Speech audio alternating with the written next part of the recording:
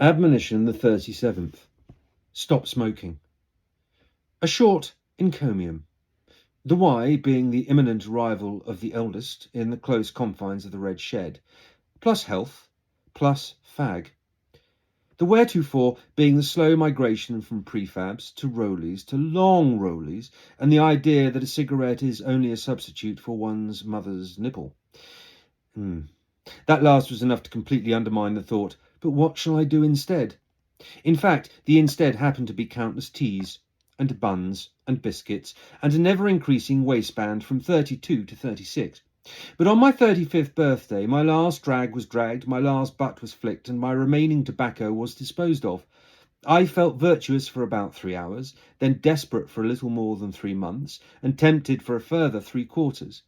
But by eldest's first birthday, I could probably claim a feeling of nonchalance towards nicotine and all those associated dependencies. In life before Dunnans and Scotland, and indeed Sadie, I worked with a venerable editor of books in Notting Hill. Sebastian was his name, and ironically and coincidentally, his surname was Fag. We'd stand at the bar of the Bonaparte, imbibing a pint or two of Fuller's or some such. It was really before I made any choice beyond a pint of bitter, please. Discussing the issues of the day, me, some lackadaisical greenhorn with more opinion than experience, and Seb, a man of the world who had been everywhere at one time or another, with both the experience and the opinions to match. A strange pairing, but one brought together by the editorial management of what are termed promotional titles, mostly of illustrated non-fiction variety. Great Train Disasters, anyone? Or even How to Make Paper Planes? We would stand at the dark wood of the Victorian-era bar after work, and Seb would tell stories, impart wisdoms, and occasionally fire off the most outrageous one-liners, all the while sucking the life out of cigarette after cigarette. Fag literally took the fag out of fags, injecting the whole process of smoking with a relish and vim I have rarely seen. Perennially single and happy with it, I was charmed by this garrulous gentleman, with his faded, threadbare suits, the shock of white hair, unruly bushy eyebrows, and yellow nicotine knuckles. After all these years, there is only one conversation with him I remember in any detail. Perhaps that was because it was our first in the princely, or maybe it was just that I took it to heart, but it involved his time in America working for the marketing department of a very large tobacco company.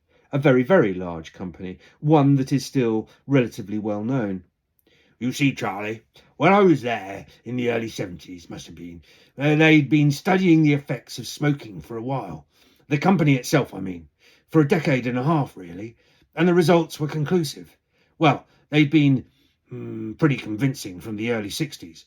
They denied it over and over in public, of course, but in private they knew it was incontrovertible. Try saying that after another pint, eh? Incontrovertible.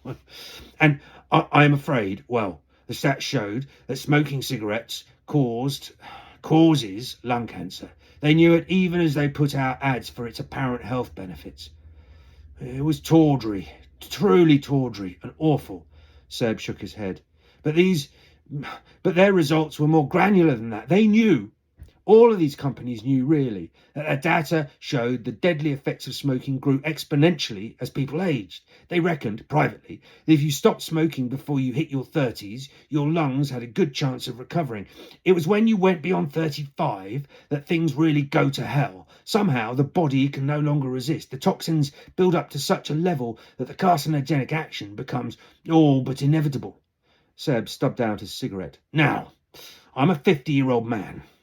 I was in that industry, party to that information, and I enjoy it a bit too fucking much to stop, he shrugged.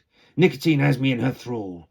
I'd rather that than any other much more damaging and expensive addictions, hey?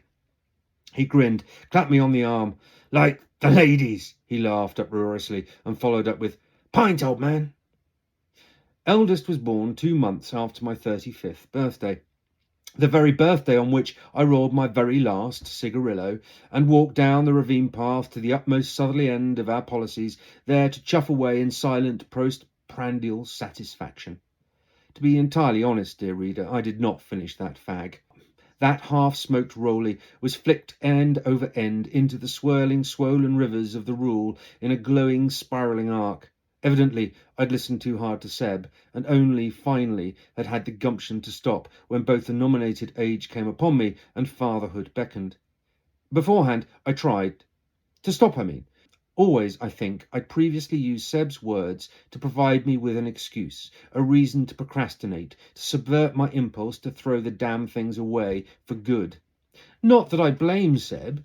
I think the truth I am highlighting here is that perhaps sometimes I am unduly influenced by an offhand remark or a well-turned story. I allow them to steer me or guide me, consciously or unconsciously.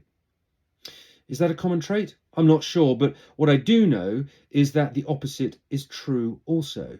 When a relation remarked, "Oh, when we heard you bought a castle, well, how we laughed. We all thought you were quite potty." That was enough to fix me on my intent to restore Dunnans. And then, when later one of the awful brethren declared, "I'm going to press the big red fuck it button and go for you and do whatever it takes to bring you down," that was all it took for me to dig in and persist. To reheat the metaphor of the fourth admonition, sometimes influences seem like random eddies guiding the steps you take. At others, I think, you step on despite the prevailing current, knowing that your certainty will carry you to your destination. Or, at least, hoping that you know that.